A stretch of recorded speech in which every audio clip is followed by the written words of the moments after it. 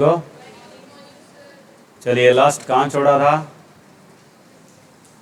Coelenterata चल रहा है जिसे आप निडेरिया कह सकते हो। उसी का ही एक छोटा संघ आता है टिनोफोरा। तो लास्ट में आपको बताया था कि जो इनके पास सुरक्षा अंग होता है उस सुरक्षा अंग को क्या कहते हैं, या कह सकते हैं एक तरह का चलनशील अंग पाया जाता है, यानी गार्ड ऑर्गन। इनके पास गार्ड ऑर्गन होता है, या जिसे आप लोकोमोटरी ऑर्गन कह सकते हो। कौन सा था, नाम बताया था मैंने वैसे, कि जिसे हम जेलीफिश का हथौड़ा कहते हैं। हाँ, न्यूमेटोसिस्ट कि न्यूमेटोसिस्ट है, हिंदी में इसको कहते हैं दंश कोशिका। कि जो न्यूमेटोसिस्ट होते हैं इन्हें स्पेशली नाम दिया जाता है दंश कोशिका। याद रखना, ये ऑर्गन पाया जाता है। और एक इम्पोर्टेंट फैक्ट यहाँ पे जरूर याद रखना है कि इसकी अब्सेंस होती है जो निडेरिया या सिलेंड्रेटा का दूसरा ग्रुप है, जो आपके पास कौन सा है, टिनोफोरा। इसमें दंश कोशिका नहीं पाई जाती। ठीक है, उसके बाद इनमें क्वेश्चन बनता है कि उत्सर्जन कैसे होता है। उत्सर्जन, और दूसरा पॉइंट याद रखना है श्वसन, कि एक्सक्रीशन और रेस्पायरेशन दोनों किससे होते हैं। ये दोनों के दोनों शरीर की सतह से होते हैं, अपर लेयर और कोटिंग ऑफ बॉडी से होते हैं। ठीक है, याद रखना। इनमें जंतु, इनमें जो भी जंतु ज़्यादातर होते हैं वो आपके पास कैसे होते हैं, द्विरूपी, बाई फॉर्म होते हैं। बाई फॉर्म का मतलब है कि दो रूप मिलते हैं इनमें, यानी पीढ़ी एकांतरण पाई जाती है, अल्ट्रेशन ऑफ जनरेशन पाई जाती है, जिसे मेटाजेनेसिस कहते हैं। एक इनमें जो मिलते हैं वो मिलते हैं, आपके बताया था मैंने कल आपको, पॉलिप। कि एक जो जंतु होते हैं वो क्या होते हैं, पॉलिप, जिन्हें पॉलिपोइड कहा जाता है। दूसरे कौन से होते हैं, मेडुसा, मेडुसोइड। ये आपके पास दोनों टाइप के होते हैं, उभयलिंगी भी होते हैं और कैसे होते हैं, द्विलिंगी जिसे कहते हैं, और एक लिंगी भी।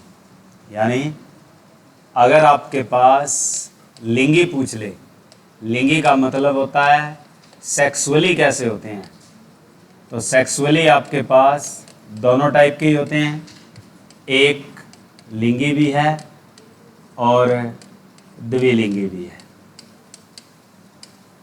यानी आपके पास हर्मेफ्रोडाइट्स भी है और आपके पास क्या है, डायोसियस भी है। एक लिंगी वाले ये क्या होते हैं, आपके पास डायोसियस होते हैं, यानी नर और मादा अलग अलग। द्विलिंगी में आपके पास क्या होते हैं, इसको हम हिंदी में एक और नाम देते हैं, उभयलिंगी। उभयलिंगी का मतलब बाइसेक्सुअली होते हैं, और बाइसेक्सुअली जो आपके पास एक अलग वर्ड से लिखा जाता है, मोनोसियस। ठीक है, तो ये सिंपल सी चीज़ पूछ ली जाती है कि आपके पास जनन जो होता है इनमें वो कैसा होता है। जनन आपके पास लैंगिक और अलैंगिक दोनों ही होता है। लैंगिक भी होता है और अलैंगिक भी।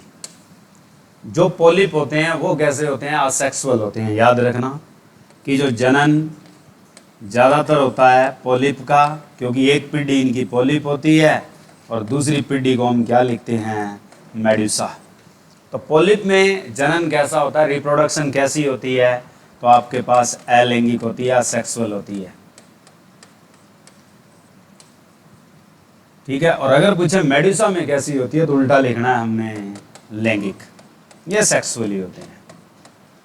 ये क्वेश्चन खास है। अब इसी पे क्या है कि चीज़ पढ़ी जाती है जिसे आप ग्रेट बैरियर रीफ कहते हो, कि जो सबसे बड़ी प्रवाल भित्ति है विश्व की वो कौन सी है। लास्ट बेंच वाले बताएंगे कि world largest coral reef exist in which continental and which islands. Australia में। कौन से इजलैंड में? क्वींसलैंड में। ठीक है। तो आपके पास कि जो पॉलिप होते हैं ये करते क्या हैं, तो पॉलिप का एक पॉइंट याद रखना है कि जितने पॉलिप होते हैं ये मूंगे वाले आते हैं। पॉलिप क्या करते हैं, एक चूनेदार अस्थि का निर्माण करते हैं। कि जितने पॉलिप हैं ये चूनेदार अस्थि का निर्माण करते हैं, जिसे कहते हैं कि जो पॉलिप हैं चूनेदार अस्थि का निर्माण करते हैं उसे स्पेशली क्या कहा जाता है, तो उसे स्पेशली बोलते हैं हम लोग क्या, कोरल। कोरल को ही हिंदी में दो नाम दे दिए जाते हैं, परवाल या मूंगा। पढ़ा होगा कि मूंगा, या आपके पास शब्द आ जाए परवाल क्या है, तो परवाल और मूंगा कैसे जंतु होते हैं, तो फाइटोप्लैंक्टन को खाने वाले जलीय जंतु हैं, यानी पलवक। इसको ऐसे कहा जाता है पलवक खाने वाले समुद्री जीव। कि पलवक खाने वाले जो समुद्री जीव हैं, जो चूना जीव, इनको लाइम एनिमल भी कहा जाता है। याद रखना कि which are with the lime animal. तो लाइम एनिमल जो कहा जाता है वो परवाल यानी कोरल को ही कहते हैं हम, जो किस में बैठे हैं, सिलेंड्रेटा में बैठे हैं। पलवक खाने वाले भी बोलते हैं। पलवक क्या होते हैं, फाइटोप्लैंक्टन्स, यानी जो क्या है जल में तैरते हुए पौधे हैं, उनको खाने वाले जीव हैं, जो किस में आते हैं आपके पास है, पॉलिप में। और इसीलिए परवाल रंग पूछे जाएं तो ज़्यादातर होते हैं वो कैसे दिखते हैं आपको समंदर में, हरे भूरे दिखते हैं। ठीक है। वैसे प्योरली इनके रंग तीन होते हैं, वो आपके पास है हरे, नीले और लाल। ये आपके खास क्या है, मूंगा या परवाल हैं। और अगर क्वेश्चन आए कि ज़्यादातर जो रंग होते हैं ये किसके कारण होते हैं इनके पास, ज़्यादातर जो हरे परवाल होते हैं या कोरल होते हैं उनका रंग किसके कारण होता है, तो शैवाल के साथ सहजीवी संबंध के कारण होता है। इनका जो रंग है वो शैवाल के साथ सहजीवी संबंध के कारण, यानी symbiotism between algal and these corals, यानी इन दोनों के बीच जो सिम्बायोसिस होती है उसके कारण इनके पास क्या पैदा होता है, ज़्यादातर रंग पैदा होता है। तो सहजीवी संबंध पाया जाता है शैवाल और किसके बीच में, कोरल के बीच में। कोरल का वास्तविक रंग क्या होता है, अगर कोई पूछे कि अगर आपसे पूछे कि कोरल का यानी परवाल का वास्तविक रंग कैसा है, जितने लाइम एनिमल्स हैं, तो लाइम चूने का रंग कैसा होता है, सारे देखते हो सफ़ेद होता है, बिल्कुल प्योर वाइट। तो ये सफ़ेद होते हैं, लेकिन इनका रंग कैसा दिख रहा है तुम्हें, हरा भूरा, हरा नीला और लाल। तो ये खास तौर पर किसके कारण होते हैं, शैवाल की उपस्थिति है। और शैवाल अगर मर जाए, इनमें खास तौर पे जो शैवाल एक वर्ग आता है जिनके कारण इनके पास हरा या भूरा रंग मिलता है, वो कौन सी शैवाल है, तो वो आपकी जुंजीथैलीन। ये भी याद रख लो कि जुंजीथैलीन नामक शैवाल के कारण इनके पास हरियाली सबसे ज़्यादा होती है। कि जो ग्रीनरी होती है कोरल्स की, वो कौन सी एल्गल के कारण होती है, तो जुंजीथैलीन। अब जुंजीथैलीन अगर मर जाए या वहाँ से चली जाए या उसका फोटोसिंथेसिस ना हो, तो वो परवाल धीरे धीरे सफ़ेद हो जाती है। क्वेश्चन आता है, यूपीएससी लेवल में पूछा जाता है ये, कि हरे भूरे मूंगा या परवाल का रंग धीरे धीरे विलुप्त हो जाता है। कारण क्या है? तो एक कारण तो ये है कि जुंजीथैलिन क्या हो जाए, मर जाए। दूसरा, जुंजीथैलिन का प्रकाश संश्लेषण क्या हो जाए, कम। या तीसरा क्या है, जुंजीथैलिन प्रवाल को छोड़ दे। ठीक है, ये 3 कारण बनते हैं। और उस प्रक्रिया को क्या कहा जाता है कि जिसके कारण प्रवाल से शैवाल चली जाती है और उसका रंग सफ़ेद हो जाता है, उस प्रक्रिया को हम स्पेशली वर्ड देते हैं क्या, ब्लीचिंग। कि ब्लीचिंग ऑफ कोरल बी। तो ब्लीचिंग ऑफ कोरल होता है, उसका मतलब क्या है, शैवाल का प्रवाल से क्या होना, अलग होना। ठीक है, जिसके कारण रंग कैसा आ जाता है, सफ़ेद। यानी रंग हटाना, रंग हटाने की प्रक्रिया क्या कहलाती है, ब्लीचिंग ही तो बोलते हैं। क्या है, अब तुम क्या है, ब्याह शादी या कोई प्रोग्राम आ गया घर में, तो क्या है, बाल के क्या है 4-5 बाल उठवा लिए नाई से, और ब्यूटी पार्लर में क्या करवा लिए, उनको भूरे करवा लिए। तो उसका मतलब वो कौन सी प्रोसेस है, ब्लीचिंग ही तो है। चेहरा गोरा करवाना है, ब्लीच करवा ली, तो यानी क्या, रंग क्या हो जाता है, साफ हो जाता है, चमक देने लगता है। इसी तरीके से क्या, कपड़े पे दाग धब्बे लग जाते हैं, तो आप धोबी के पास लेके जाते हैं, वहाँ क्या करता है, वो कपड़ों को ब्लीच ही तो करता है। ठीक है, तो ब्लीच करने के लिए ड्राई ब्लीचिंग किससे की जाती है, कपड़ों की। अगर क्वेश्चन पूछ ले, क्योंकि कपड़े तो हमने सबने ही देने होते हैं ब्लीच वाले, बढ़िया महंगे कपड़े हों। ठीक है, अगर मान लो क्या है, लेडीज़ का लहंगा है, साड़ी है, जेंट्स का पैंट कोट है, या कोई ब्लेजर है, जो महंगे हों, महंगे आइटम है, तो हम घर पे थोड़ी धोएंगे। ठीक है, उनको स्पेशली क्या करवाया जाता है, ब्लीच। तो ड्राई ब्लीचिंग होती है। ड्राई ब्लीचिंग किससे होती है, मैंने लिखवाया था तुम्हें कि कपड़ों की शुष्क धुलाई, शुष्क जो ब्लीचिंग होती है, जो विरंजन होता है, वो किस से होता है, तो वो होता है कार्बन टेट्राक्लोराइड CCl4 से। ठीक है, जो फायर फाइटिंग में यूज किया जाता है। आगे अब बात आती है इनके जीव, कि इनमें जीव कौन से हैं। तो जीव जो खास तौर पे सबसे इंपॉर्टेंट आता है, वो आता है आपका हाइड्रा।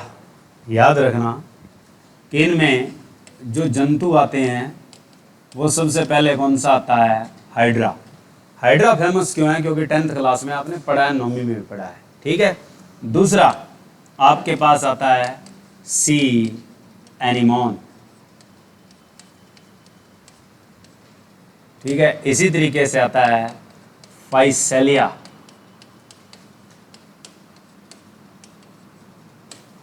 फाइसेलिया शब्द से 3 शब्द एक जैसे जुड़े हुए आएंगे। एक आएगा फाइलेरिया, एक होता है फाइसेलिया, एक होता है फेसियोला।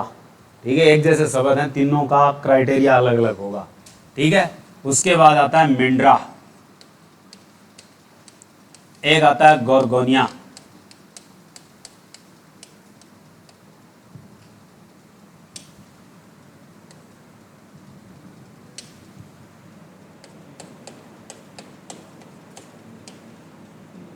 एक आता है ओविलिया, एक आता है ऑरेलिया। ये इनके खास जंतु हैं। तो ये हैं सिलेंड्रेटा के मुख्य जंतु। ठीक है, तो हाइड्रा स्पेशल क्यों है, बहुत बार बताता हूं कि जो आपके पास हाइड्रा एनिमल है, ये सबसे इंपॉर्टेंट क्यों है भाई। 9वीं में पढ़ लिया, 10वीं में पढ़ लिया, बहुत बार मैंने यहाँ भी बता दिया। हाइड्रा किस लिए फेमस है, अमरताओं के कारण। ठीक है, यानी इसमें एक गुण पाया जाता है। कौन सा गुण पाया जाता है, इमॉर्टेलिटी का। तो इमॉर्टेलिटी जो है, वो प्रॉपर्टी किस में पाई जाती है, हाइड्रा में पाई जाती है। इमॉर्टेलिटी क्या है, अमरताओं का गुण। और एक क्वेश्चन ये भी आता है, क्योंकि ये स्पेशल क्वेश्चन इसीलिए बनता है क्योंकि 10th लेवल तक अच्छे से बताया जाता है। हाइड्रा में जो जनन होता है वो कौन सा होता है, ये भी पूछा जाता है कि in hydra which reproduction be had, कौन सा होता है, बताओ शाबाश। हाइड्रा में रिप्रोडक्शन कौन सा होता है, मैंने आपको MCQ में भी करवाया है। जब कोशिका विभाजन के MCQ करवाए थे, उस टाइम मैंने ये रिप्रोडक्शन बताई थी कि कैसा होता है। तो याद रखना, असेक्सुअली होता है, अलैंगिक होता है, पहला पॉइंट। असेक्सुअली होता है, अलैंगिक होता है।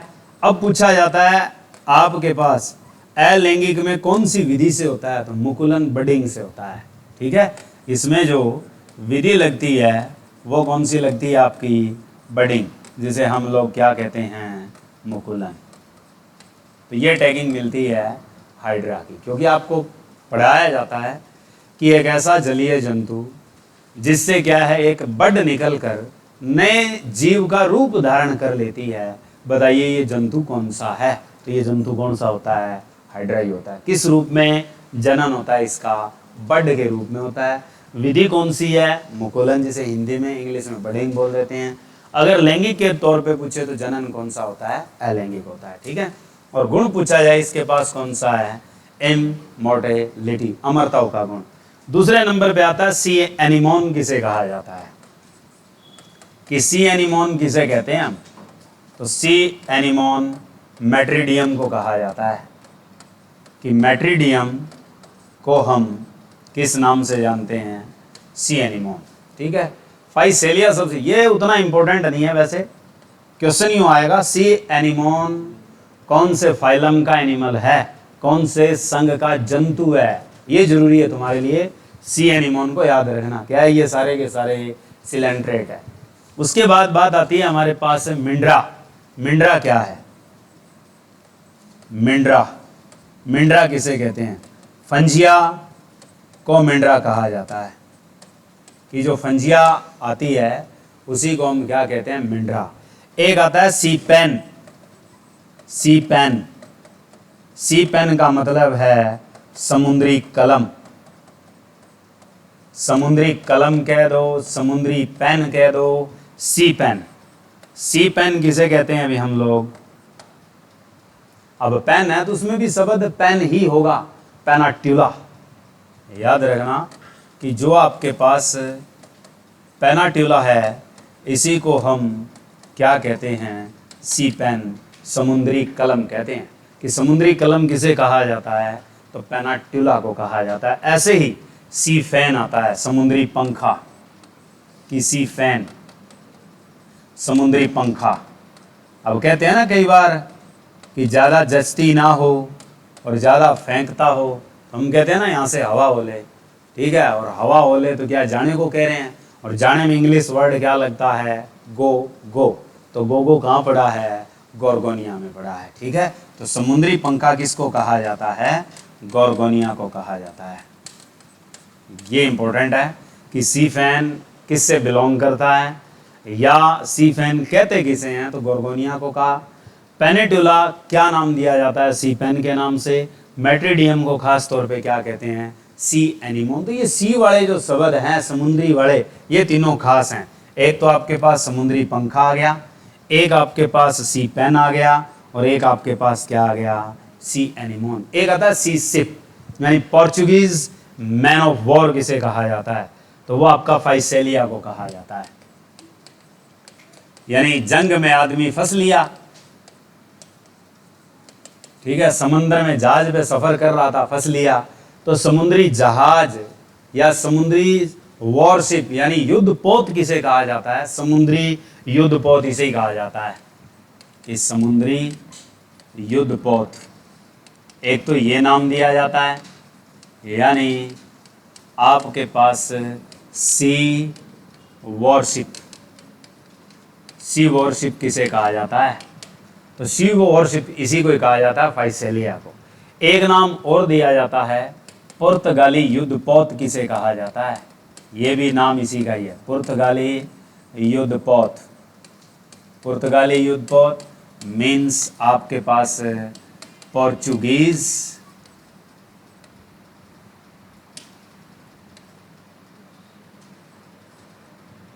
Portuguese man of war.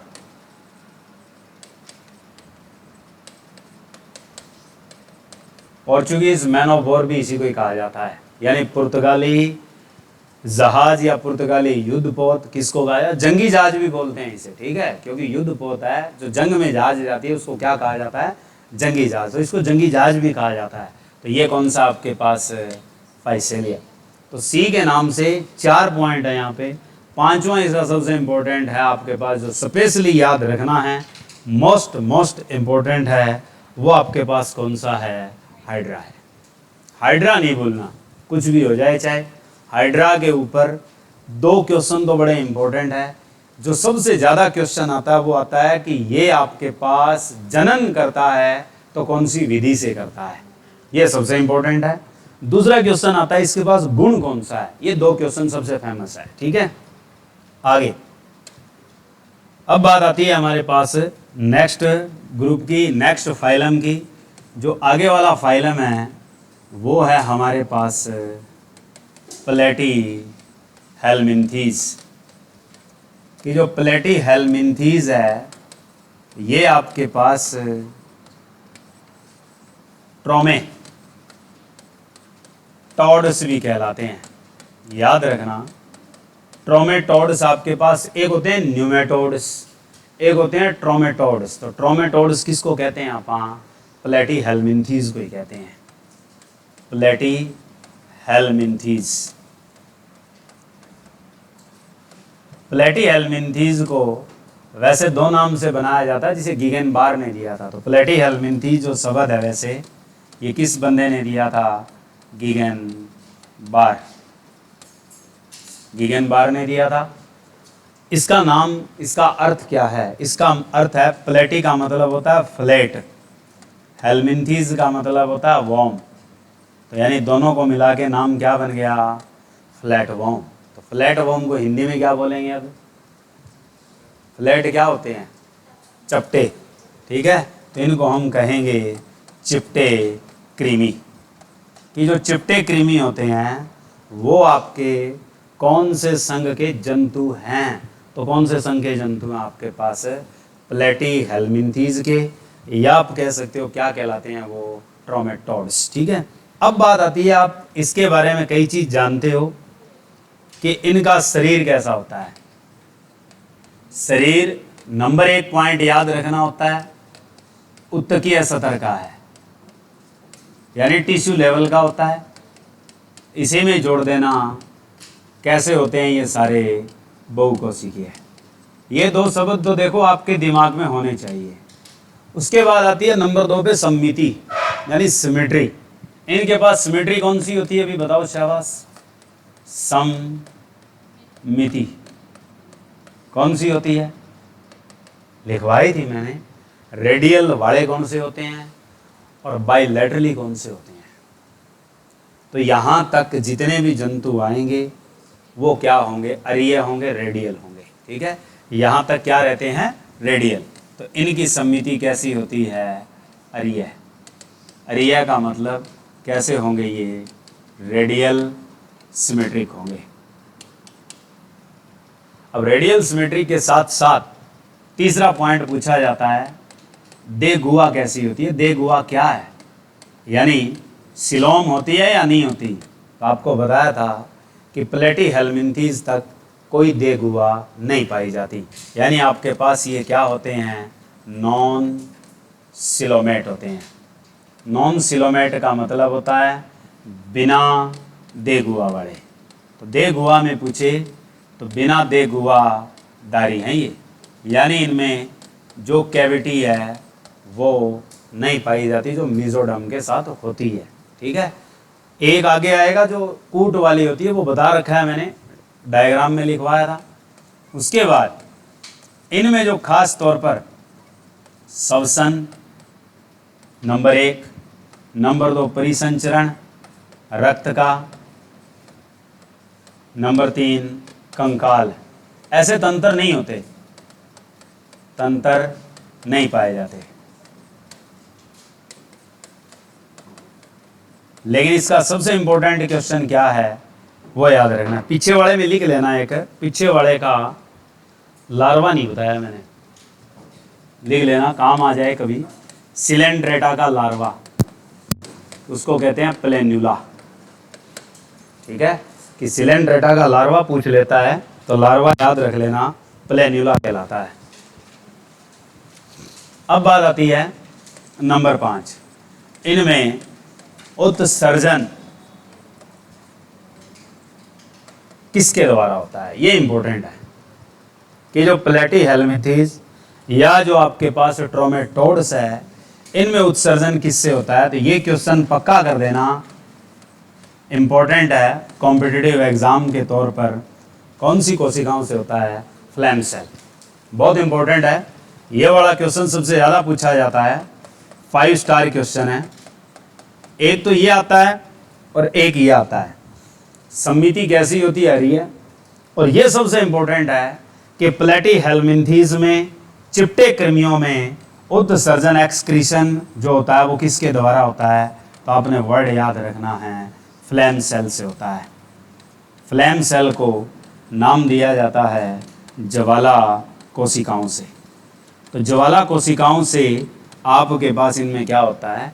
उत्सर्जन। वैसे उत्सर्जन अंग नहीं होता, यानी उत्सर्जन अंग क्या चाहिए? एनस, गुद्दा द्वार, वो इनके पास नहीं है। ना इनमें श्वसन तंत्र होता, ना परिसंचरण होता और ना ही कंकाल होता। हाँ, तंत्रिका तंत्र पे क्वेश्चन आया हुआ है कि तंत्रिका तंत्र में क्या पाया जाता है? तो तंत्रिका तंत्र में 2 इंपॉर्टेंट चीजें पाई जाती है। एक तो पाई जाती है अगर गुच्छिका, अगर गुच्छिका को कहते हैं गैंग्लियन। तो ये गैंग्लिएटेड होते हैं, याद रखना कि एक जोड़ी, ऐसे बताना है, एक जोड़ी यानी 1 पेयर ऑफ, एक जोड़ी अगर गुच्छिका, या आप कह सकते हो वलय तंत्रिका पाई जाती है। वलय तंत्रिका का मतलब होता है रिंग नर्व, ठीक है, यानी एंटीरियर गैंग्लियन पाई जाती है। यानी जो आपने अगर गुच्छिका लिखा है उसको कहते क्या हैं? Anterior ganglion. Anterior ganglion 1 pair में मिलता है, उसी को ही हम रिंग नर्व कहते हैं। यानी उसकी शेप रिंग है, तो उसी को हम एक नया नाम दे सकते हैं, क्या? Ring nerve. एक जोड़ी पाई जाती है। 1 से 3 जोड़ी क्या मिलती है? यही तो क्वेश्चन है जो आगे 5 स्टार वाला है। अगर HSC को छोड़ के SSC का एग्जाम देते हो या रेलवे का एग्जाम देते हो, उसमें ये दोनों चीज़ें रामबाण हैं, पक्की कर लेना, क्योंकि ये क्वेश्चन वहीं पूछे जाते हैं। और 9th और 10th का लेवल वहीं कंबाइंड किया जाता है। वैसे 9th तक नहीं है, ये +1 का सौदा उठाया जाता है। और ये वाली बहुत खास चीज़ है कि तंत्रिका तंत्र में क्या चीज़ मौजूद रहती है? तो एक जोड़ी क्या होती है? अगर गुच्छिका, और प्लस क्या लिख देगा वो? वलय तंत्रिका। दूसरी चीज़ क्या पाई जाती है वो भी याद रख लेना। दूसरा पॉइंट तंत्रिका तंत्र का है 1 से 3 तक, 1 से 3 अनुधेर्य तंत्रिका रज्जु पाई जाती है। तो जो 1 से लेकर 3 तक तंत्रिका रज्जु मिलती है, और वो भी कौन सी? अनुधेर्य। अनुधेर्य को हम क्या कहते हैं? लॉन्गिट्यूडनल, यानी लॉन्गिट्यूडनल नर्व कॉर्ड, ये पाई जाती है आपके पास किसमें? प्लेटीहेल्मिन्थीज में। तो यानी नर्व सिस्टम का क्वेश्चन बनता है, एक तो एक एक्सक्रीशन का बनता है, 2 तो बड़े खास हैं, ठीक है, ये याद रखने हैं। अब बात आती है ये लैंगिक में कैसे होते हैं? लैंगिक कैसे होते हैं आपके पास, ये भी इंपॉर्टेंट है। ये ज्यादातर एक लिंगी होते हैं भाई, ये सबसे इंपॉर्टेंट क्वेश्चन है। अधिकांश प्लेटीहेल्मिन्थीज या चिपटे कृमि शब्द आ जाए तो ये ज़्यादातर या अधिकांश कैसे होते हैं? एक लिंगी, डायोसियस होते हैं, याद रखना। यानी यूनिसेक्सुअल है, यूनिसेक्सुअल है। यूनिसेक्सुअल को जो प्योर वर्ड लगता है उसे कहते हैं डायोसियस। एक आता है खंड पे क्वेश्चन, जो कैंचुए वाला वर्ग है, इनमें खंड दिखाई देते हैं पर वो वास्तव में होते नहीं हैं। तो इसलिए ये एक ऐसा वर्ग है जिसे हम किस नाम से जानते हैं? Pseudo segmented phylum. Pseudo segmented phylum किसे कहा जाता है? तो सूडो सेगमेंटेड फाइलम हम प्लेटीहेल्मिन्थीज को ही कहते हैं। कि सूडो सेगमेंटेड फाइलम का मतलब है कि कूट खंड युक्त संघ, कि जंतुओं का जो कूट खंड युक्त संघ होता है वो कौन सा होता है? प्लेटीहेल्मिन्थीज ही होता है, ठीक है। उसके बाद आते हैं इन भाई साहब के सारे जंतु। जंतु बड़े खास हैं इसके और बहुत इंपॉर्टेंट है। नंबर 1 आपके पास आता है फैसियोला। फैसियोला। नंबर 2 आपके पास आता है टीनिया सोलियम। तीसरा आता है आपके पास सिस्टोमा। चौथा आपके पास जो 10वीं क्लास में आपने पढ़ा है जिसका नाम है प्लेनेरिया। प्लेनेरिया तो आपने पढ़ा ही है और यही क्वेश्चन एग्जाम में पूछा जाता है कि प्लेनेरिया का जनन कैसे होता है और ये ज़्यादातर कैसे जीव हैं। मोस्टली अगर ये पूछा जाए कि प्लेटीहेल्मिन्थीज संघ के जितने जंतु हैं वो क्या होते हैं, एनिमल होस्ट होते हैं। याद रखना, इस संघ को एक नाम दिया जाता है, these all are mostly animal host parasite, कि ये ज़्यादातर एनिमल होस्ट पैरासाइट हैं।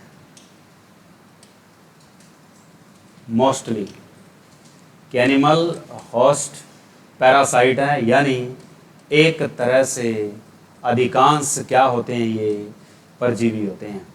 तो इनमें अंगक क्या पाए जाते हैं जिससे ये परजीवियों से भोजन ग्रहण करते हैं। तो इनमें क्या मिलते हैं, हुक्स एंड शक्कर। इन परजीवियों में जो भोजन ग्रहण करने वाले अंग होते हैं वो हुक्स और क्या पाए जाते हैं, शक्कर्स।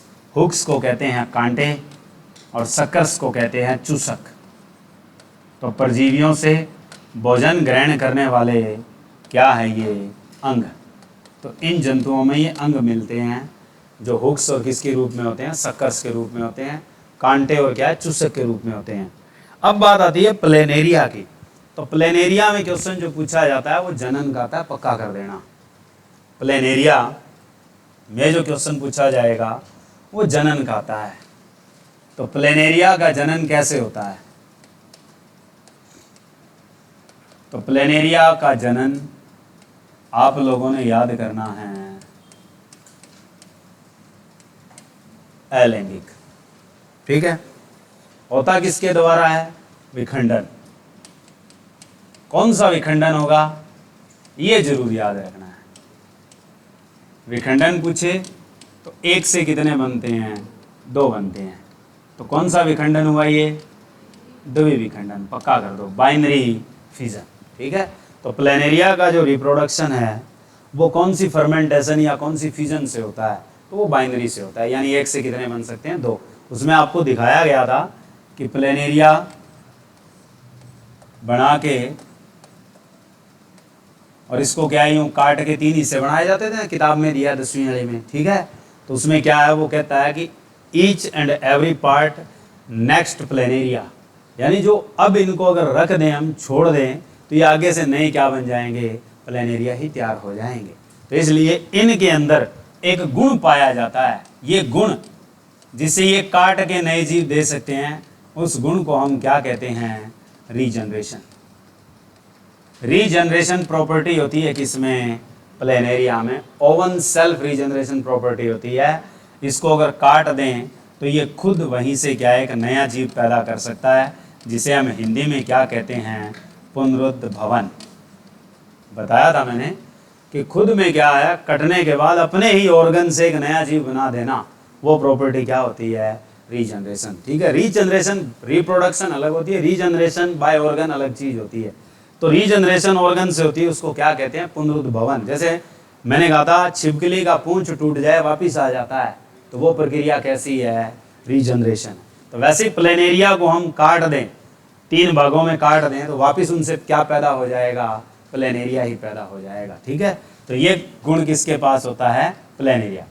अब क्वेश्चन आता है, इन्हीं में एक बंदा होता है जिसको एक नाम दिया जाता है लिवर फ्लूक। क्वेश्चन बड़ा खास है। डॉक्टर बनाने के लिए नीट का एग्ज़ाम जो दिया जाता है उसमें क्वेश्चन पूछा जाता है ये, और वैसे हमारे एग्ज़ामों में भी आता है। हमारे एग्ज़ामों में इसका लोकल क्वेश्चन आता है। ठीक है, कि लिवर फ्लूक किसे कहते हैं, यकृत पर्णाभ बोलते हैं हिंदी में, यकृत पर्णाभ। और ये यकृत पर्णाभ किस में देखने को मिलेगा, वर्ड ही आगे बता रहा है क्या है, यकृत में। तो यानी इनका वास स्थान कहाँ होगा, यकृत में। होता किसके कारण है, ये आपने याद रखना है, फैसियोला हिपेटिका, कि फैसियोला जो हिपेटिका नामक प्लेटीहेल्मिन्थीज है, उसी के कारण क्या चीज़ होती है, लिवर फ्लूक होती है। लिवर फ्लूक का मतलब है कि जो बाइल डक्ट है मनुष्य की, स्तनधारियों की, अन्य जंतुओं की, तो मनुष्य और प्लस अन्य स्तनधारी जंतुओं में, कि जो मनुष्य है और अन्य स्तनधारी जंतुओं में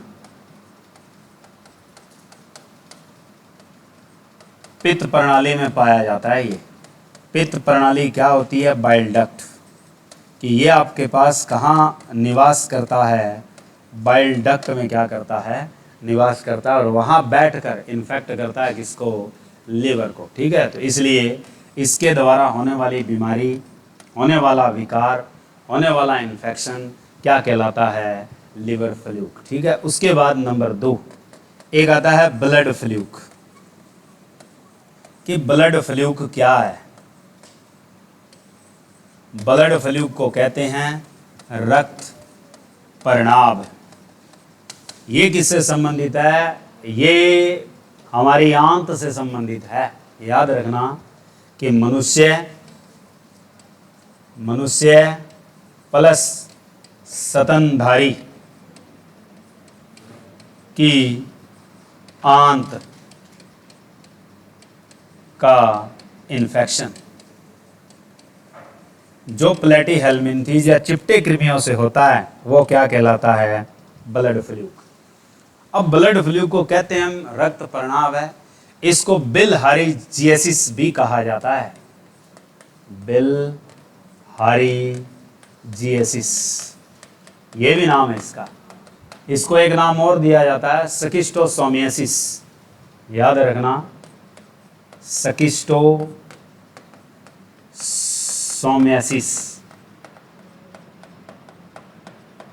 स्किस्टोसोमियासिस किसको कहा जाता है, इसी को ही कहा जाता है। होता किससे है, सिस्टोमा से होता है।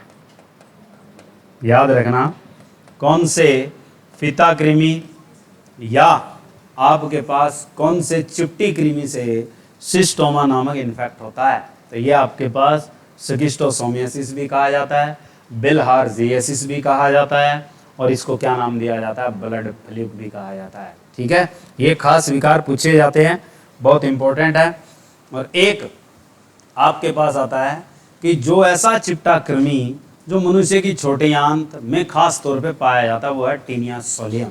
याद रखना कि टीनिया सोलियम को फीता कृमि स्पेशल कहा जाता है, कि जो फीता कृमि स्पेशल है वो कौन है, तो फीता कृमि जो मनुष्य की स्मॉल इंटेस्टाइन में वास करता है, मनुष्य की छोटी आंत में, वो कौन सा है, तो वो है आपके पास छोटा। तो छोटे का मतलब क्या है, टीनी, टीनी का मतलब है तो क्या आएगा, टीनिया, और क्या आएगा, सोलियम। टीनिया सोलियम नामक जो फीता कृमि है, इसका वासस्थान मनुष्य में कहा है, स्मॉल इंटेस्टाइन में। वहाँ भी रह के क्या पैदा करता है, ये इन्फेक्शन। ठीक है, उसके बाद नेक्स्ट ग्रुप आता है अपने पास कौन सा, एस्केलमिन्थीज। ये पूरा हो गया। अब बात आती है एस्केलमिन्थीज।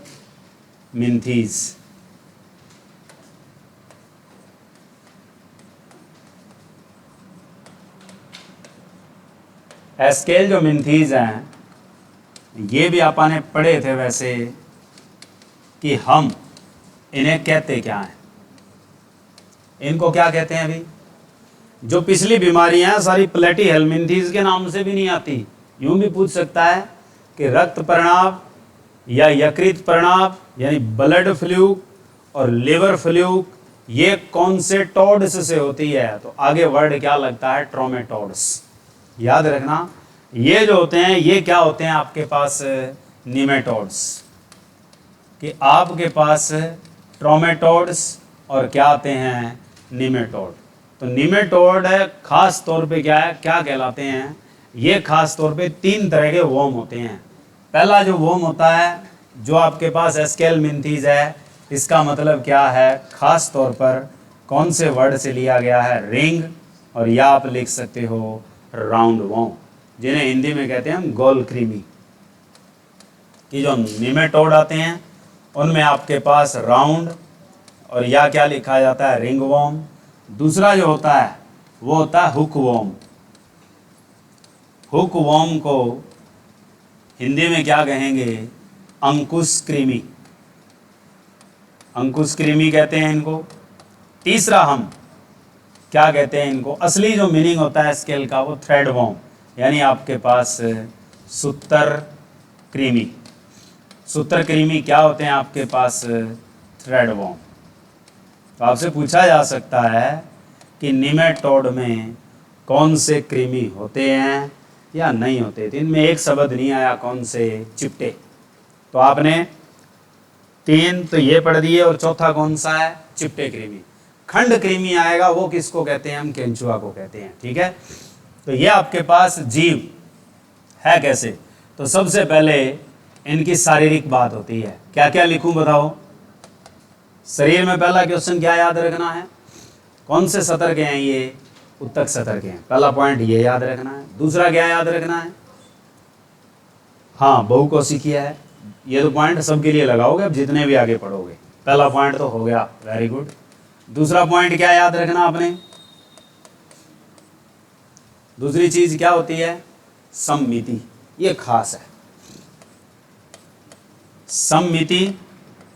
और एक आएगा सतर, यानी बैलिस्टिक कैसे होते हैं और सिमेट्रिक कैसे होते हैं। तो ये कैसे होंगे, अब आपके पास द्विपार्श्वीय होते हैं। ये वो कैसे थे, अरिय रेडियल थे। ये कैसे होते हैं, बाइलैटरली।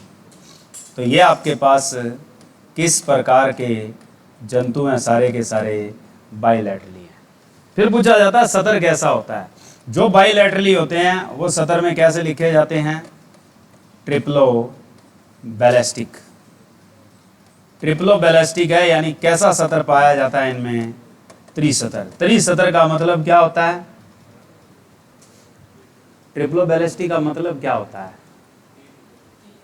कि इनमें क्या है, चमड़ी के 3 सतर होते हैं। यानी ये क्या होते हैं, एक्टोडर्म भी होते हैं, मेसोडर्म भी होते हैं, और एंडोडर्म भी होते हैं। ठीक है, याद रखना कि जो ट्रिप्लो बैलिस्टिक होते हैं ये आपके पास क्या हैं, एक्टोडर्म भी है, और कैसे हैं, मेसोडर्म भी हैं, और कैसे हैं आपके एंडोडर्म भी है। यानी इनमें 3 प्रकार के क्या हैं, सतर मिलते हैं। यानी कि आपके पास बहिर्चरम भी होते हैं, मध्य चरम भी होते हैं, और अंतःचरम भी होते हैं। ठीक है, याद रखना, इंपॉर्टेंट है। तीसरा पॉइंट जो खास होता है वो होता है गुआ। इसमें जो खास क्वेश्चन बनता है वो यही बनता है, ये आपका 5 स्टार क्वेश्चन। क्यों, क्योंकि ये एक बीच की कड़ी है, कौन से जीवों के बीच, जिनमें देह गुआ होती है और जिनमें देह गुआ नहीं होती। ये उनके बीच का है। बीच का तो मतलब क्या होगा, झूठा।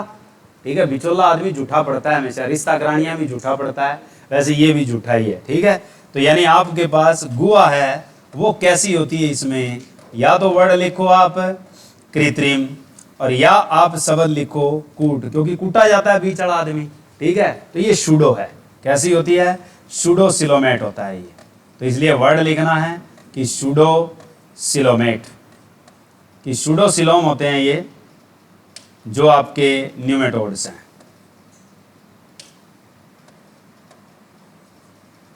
तो शूडोसिलोमेट कहा जाता है किसको, निमेटोड्स को। तो निमेटोड का ये क्वेश्चन सबसे फेमस है कि ऐसे जीव वर्ग या ऐसे जंतु या वो जंतु संघ जिनके पास देह गुआ कूट होती है या देह गुआ कृत्रिम होती है, तो वो कौन से जंतु हैं आपके, एस्केलमिंथीज या आपके कौन है, निमेटोड। ये क्वेश्चन सबसे इंपॉर्टेंट है। बाकी राम गानी आए ना आए कोई फर्क नहीं पड़ता, बाकी तो लेवल के हिसाब से पूछेगा अगला। अब कथन बना के पूछेगा तो कथन में क्या वैसे छुट्टी हो लेती है। ठीक है, बड़ा औखा है कथन को सेट करना, लेकिन हाँ हिट एंड ट्रायल में यही क्वेश्चन आता है जो अभी आपको बताया है, ठीक है। उसके बाद इनमें उत्सर्जन किसके द्वारा होता है, ये क्वेश्चन भी बड़ा खास है। दो क्वेश्चन इंपॉर्टेंट होते हैं इनमें, एक ये उत्सर्जन वाला और एक क्या है गु वाला, ठीक है। अब उत्सर्जन जो एक्सक्रीशन होता है इनमें वो किसके द्वारा होता है, पहले वाले में किसके द्वारा था, वो पक्का याद रखना है, प्लेटी हेलमिंथीज का उत्सर्जन किसके द्वारा होता है, फ्लेम सेल, ज्वाला कोशिकाएं। वैसे इनका भी एक नाम है रेनेट सेल। इनमें जो उत्सर्जन होता है वो किससे होता है, रेनेट सेल से होता है, रेनेट कोशिकाओं से होता है। तो ये सबसे इंपॉर्टेंट है। फिर वही बात है कि तंत्रिका पूछ ले तो उसी तरीके से एक जोड़ी क्या मिलता है अगर तंत्रिका मिलती है, और जो अगर पूछ ले अनुदैर्घ्य तंत्रिका रज्जु कितने होते हैं तो वो 6 होते हैं उसमें, ठीक है। इनमें निमेटोडा में अगर तंत्रिका के बारे में पूछे कि तंत्रिका तंत्र कैसा होता है, तो तंत्रिका तंत्र में एक जोड़ी तो वही चीज़ मिलती है जो पीछे लिखे आए थे कि एक जोड़ी क्या होती है, अगर तंत्रिका, अगर गुच्छिका, अगर तंत्रिका वलय, यानी 1 pair of the nerve ring मिलता है, ठीक है, एंटीरियर। और फिर पॉइंट याद रखना है 6 संख्या में 6 क्या होती है, अनुदैर्घ्य तंत्रिका रज्जु। तो ये क्वेश्चन जो मैं लिख रहा हूँ, ये जो पॉइंट लिख रहा हूँ, ये ज़्यादातर टीचिंग एग्जाम में पूछे जाते हैं। HSC नहीं पूछती, SSC नहीं पूछती, रेलवे पूछ सकती है, ठीक है। जो ये पॉइंट बनाए हैं आपने, क्योंकि रेलवे का एग्ज़ाम चलता है लंबा, 1-2 दिन नहीं होता। दिल्ली पुलिस का एग्ज़ाम जैसे है लंबा, ठीक है। तो जो एग्ज़ाम लंबे चलते हैं, महीना 10 दिन 15 दिन चलते हैं, उनमें ऐसी चीज़ें आ जाती है, क्योंकि क्वेश्चन कूट जाते हैं, माल ले कहाँ से, ठीक है। तो वही बात अड़ती है। फिर बात आती है इनमें श्वसन, फिर वही बात रक्त, और फिर वही बात कंकाल क्या रहता है, अनुपस्थित।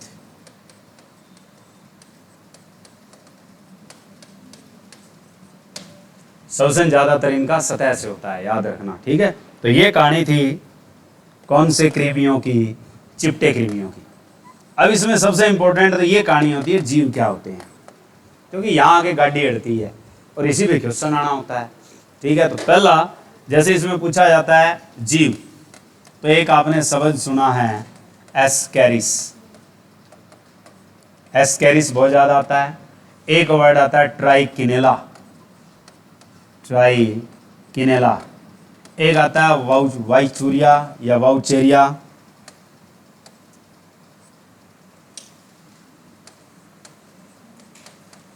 वाउचेरिया ब्रोंकोफ्टी, ये फेमस है।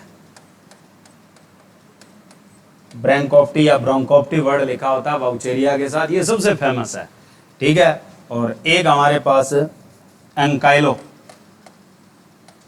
एंकाइलोस्टोमा, ये आता है। तो ये आपके पास क्या है, 3 ऊपर वाले क्या है, खास हैं। और एक आपने कई बार देखा होगा, नाम सुना भी होगा, हाथी पैर बीमारी क्या होती है। एक हाथी पैर बीमारी होती है, उसको क्या कहा जाता है, किस के कारण होती है, और दिखने में या उसके लक्षण कैसे होते हैं, ये सबसे इम्पोर्टेंट है, ठीक है। और यही हमने याद रखना है।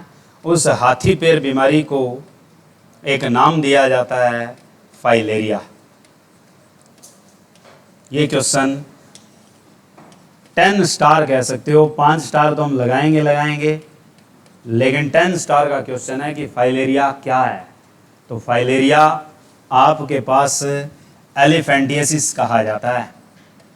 कि अगर आपसे पूछे कि एलिफेंटियसिस कौन सी डिजीज है, तो एलिफेंटियसिस यही है, फाइलेरिया। इसे फाइलेरियसिस भी कहा जाता है, फाइलेरियसिस, एलिफेंटियसिस भी कहा जाता है। एलिफेंटियसिस का मतलब है हाथी पैर रोग। ये हाथी पैर रोग, हाथी पैर रोग या आपके पास है फाइलेरिया, या आपके पास वर्ड आ जाए एलिफेंटियसिस, और या वर्ड आ जाए आपके पास कौन सा, फाइलेरियसिस। इनमें से कोई शब्द हो, ये होते किसके कारण है, तो किसके कारण होता है ये आपके पास, ये कृमि है। कौन से कृमि है, सूत्र कृमि, थ्रेड वॉर्म। और कौन से कृमियों से हो रहा है ये रोग, या किसके काटने से होता है, तो फाइलेरिया खास तौर पर किसकी वजह से होता है, तो जो आपका ऊपर लिखा हुआ वाउचेरिया ब्रैंकोफ्टी, कि वाउचेरिया ब्रैंकोफ्टी नामक कृमि के कारण होता है। ये तो हुआ इसका कृमि जो हमारे अंदर जाके काम करेगा। किस तंत्र को प्रभावित करता है, याद रखना, लिम्फेटिक सिस्टम को, लसिका तंत्र को प्रभावित करता है ये, कि ये आपके शरीर में कौन से तंत्र को प्रभावित करता है जिससे ये विकार पैदा होता है, तो वो होता है आपका लिम्फेटिक सिस्टम। और इसके लिए कौन सा ऐसा कीट है, अगर बात आए सूक्ष्म जीवी तो आपके पास वाउचेरिया ब्रैंकोफ्टी, और अगर वर्ड पूछ लिया जाए कि किस कीट के काटने से होता है, अब कहानी अड़ती है। ठीक है, तो हमारे पास जो ये कीट है वो कौन सा है, तो क्यूलेक्स क्वीन।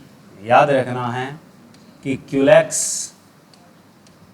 क्वीन से भी आ सकता है, एंडीज से भी आ सकता है, और एनाफिलीज से भी आ सकता है। ठीक है, विकार कैसा दिखता है, आपने देखा होगा, सर्च मार के देखना, कईयों के पांव बहुत मोटे मोटे हो जाते हैं, कि एक पांव तो होता है सूखा सा और एक पांव होता है भीमड़ा। ठीक है, तो दोनों पांव में अंतर रहता है। या किसी का एक हाथ बड़ा होता है, दूसरा हाथ ठीक होता है, एक हाथ बड़ा है, हाथ की क्या उंगलियां मोटी मोटी हो जाती है। ठीक है, तो उंगलियां क्या है, एक हाथ के बराबर ही होती है। तो ये जो विकार हैं ये किसके अंदर आते हैं, सारे फाइलेरियसिस होते हैं। फाइलेरिया कहते हैं, एलिफेंटियासिस कहा जाता है, हाथी पैर रोग कहा जाता है, फाइलेरिया को फाइलेरियसिस वर्ड, यानी एक इन्फेक्शन है।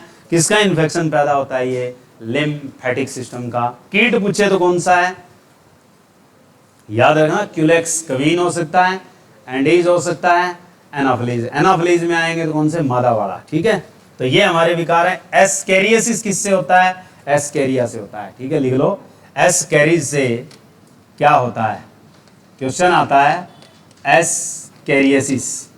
तो एस्केरियासिस जो डिजीज है ये आपकी किससे होती है, तो ये आपकी एस्केरिया से होती है, एस्केरिस से होती है। कि एस्केरियासिस एस्केरिया से ही होती है। इसी तरीके से हमारे पास है ट्राइकिनोसिस। ट्राइकिनोसिस किससे होती है, ट्राइकिनोसिस किसको प्रभावित करती है, तो याद कर लेना, मनुष्य की छोटे आंत को प्रभावित करती है। कि एस्केरिस भी आंत को प्रभावित करता है, और ट्राइकिनोसिस वर्ड है, ये बीमारी है, ये भी आंत को प्रभावित करती है। होती किसके कारण है, ट्राइकिनेला। कि ट्राइकिनेला जो हमने लिखा है वो आपका ऐसा सूत्रकृमि है जिससे ट्राइकिनोसिस होती है। तो होती कहाँ है, इन्फेक्शन कहाँ पैदा करती है, मनुष्य की छोटी आंत में, और सूअर में भी। पैदा कहाँ से, शुरुआत कहाँ से होती है, सूअर की। ज़्यादातर जो लोग सूअर का मांस खाते हैं उनमें ये बीमारी सबसे ज़्यादा आती है। ठीक है, ट्राइकिनोसिस जो है सूअर की आंत में सबसे ज़्यादा पाए जाते हैं। तो ट्राइकिनोसिस सबसे ज़्यादा प्रभावित करती है, तो किसको करती है, सूअर को। सूअर को सबसे ज़्यादा प्रभावित करती है। फिर ज़्यादातर फिर किस में आती है, मनुष्य। तो सूअर और मनुष्य में सर्वाधिक देखने को मिलती है, और किसके कारण मिलती है, ट्राइकिनेला। तो ये थे हमारे पास जंतु संघ, जो कहाँ तक आगे, सूडो सिलोमेट्स तक। ठीक है, उसके बाद जो आगे आएंगे वो सबसे इम्पोर्टेंट होंगे, और सारे के सारे जो कॉम्पिटिटिव एग्ज़ाम में पूछे जाते हैं उनमें 7 स्टार से भी ऊपर होते हैं। ठीक है, और पहला ही वर्ग जो आएगा, जो हम कल पढ़ने वाले हैं, तुम घर से पढ़ के आओगे, कौन सा आएगा, एनिलिडा।